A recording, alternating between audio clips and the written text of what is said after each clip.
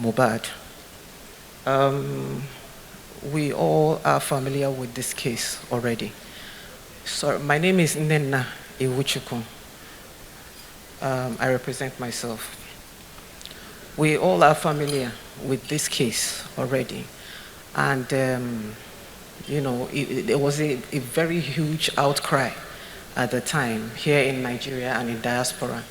And people were almost calling for the heads of these people, who we saw all over social media. It was going around that they were involved in this crime when Mohbad died. So eventually, we were told, because we don't know anything, we only go by what we're being told. Eventually, they were brought back from wherever they were perching outside the country. And eventually, the investigation started. It lasted for maybe like 1 month, and we were told again that they were on bail.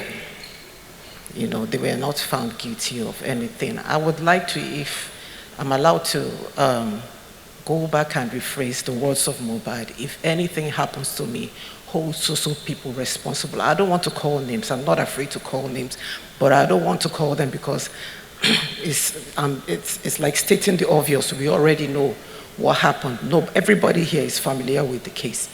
Now, it seemed like eventually, after a month, these same people hit social media, flaunting themselves, holding their phones, saying things like, "Okbo," I don't know what that means. I'm Igbo, but, for me, what I understand is that is a way of bragging, and that really, really provokes my spirit, honestly. My Excellency, I want to remind you, about 3 years ago, I was on this same platform talking about how concerned I was about Sylvester Romani's case.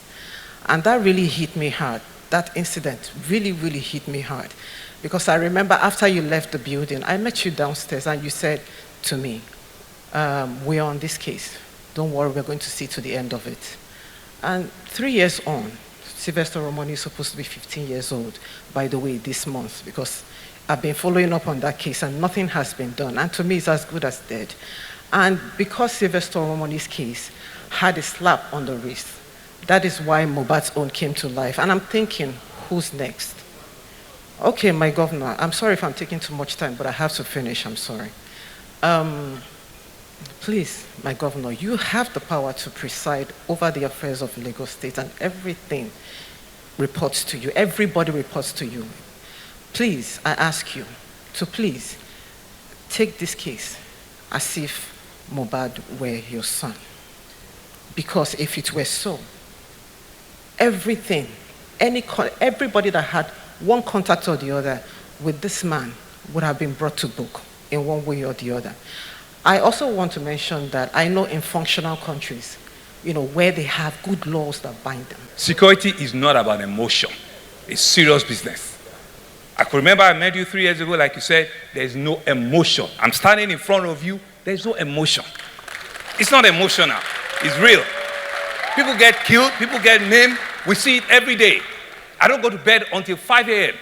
3 days ago, I was just complaining. When we had the crash of a vehicle, of a lorry, that crashed into the other, nobody needs to video me, please. We're not joking here. I don't want to get emotional. We'll do the job, we'll do it well. These are police officers, the Mohbad case is still live. They're still treating it. We had to take the forensic out. The forensic that we built, that is the best in sub-Saharan Africa, was burned down during EndSARS. We had to take the test out. They've done all their reports. Not until when it comes back that I can tie the two together. There are people that are in detention as we speak. They've not released them. Let's give little credit when it's necessary. Little credit, that's all we're saying. We don't need to come here and want to grandstand and make it look as if we can't speak back. We can. We are also human beings. Man, we're also human beings. We get to do this job with everything that we have. Okay? Thank you very much. Thank you very